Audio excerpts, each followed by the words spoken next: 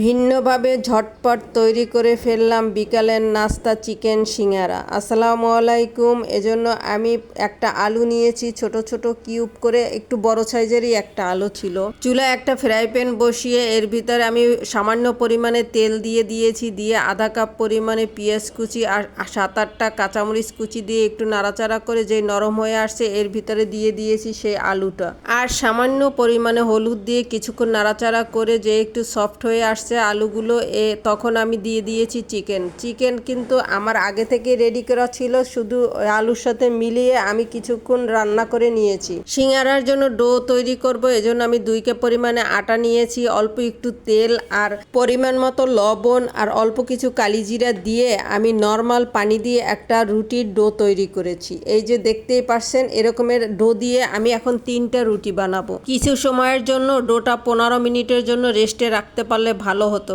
আমার হাতে সময় ছিল না দেখে আমি রাখতে পারিনি। আপনাদের হাতে সময় থাকলে আপনারা রেখে দিবেন, তাহলে আরও সিঙ্গারাটা মুচমুচা ভালো হবে। বড় একটা রুটি বানিয়ে নিলাম, আমি পিজা কাটার দিয়ে 8টার ভাগ করে নিয়েছি। নেওয়ার পরে আমি এখন এই 8 ভাগের ভিতরেই আমি পুরগুলো বসিয়ে দেব। আগে একটু খেয়াল করতে হবে যে রুটিটা যখন বেলবো তখন যাতে মোটাও না হয় আবার একদম পাতলাও না হয়ে যায়। বিস্তারিতভাবে সবই দেখিয়ে দেওয়া যায়, কিন্তু ভিডিও তো অনেক বড় হয়ে যাবে, আর এই লং ভিডিও সহজে কেউ দেখতেও চায় না। এজন্যই যত শর্টকাট পারি আমি সেরকমই অল্পের ভিতরে আমি পুরোটাই তুলে ধরার চেষ্টা করি। এই যে আমি শেপগুলো দিয়ে নিচ্ছি, যদিও দোকানের মামাদের মতো হবে না, তারপরও কাছাকাছি হয়েছে কিনা আপনারাই কমেন্টস করে জানাবেন। 3টে রুটিতে আমার 24টে সিঙ্গারা হওয়ার কথা, কিন্তু আমি মাঝখানে আবার একটু উল্টাপাল্টা একটু বড় সাইজ অন্য ডিজাইন করেছি, সেই জন্য আমার কম হয়েছে। সবগুলো বানানো শেষ। চুলায় আগে থেকে কড়াই বসিয়ে পর্যাপ্ত তেল দিয়ে গরম করে রেখেছি। এখন সিঙ্গারাগুলোকে আমি দিয়ে উল্টিয়ে পাল্টিয়ে আমি 7-8 মিনিটের মতো সিঙ্গারাগুলোকে ভেজে নিয়েছি। আর চুলার আঁচ কিন্তু এ পর্যায়ে বাড়ানো যাবে না, মিডিয়ামে রেখেই ভাজতে হবে, তাহলে সিঙ্গারাগুলো একদম দোকানের মতো মচমচা হবে।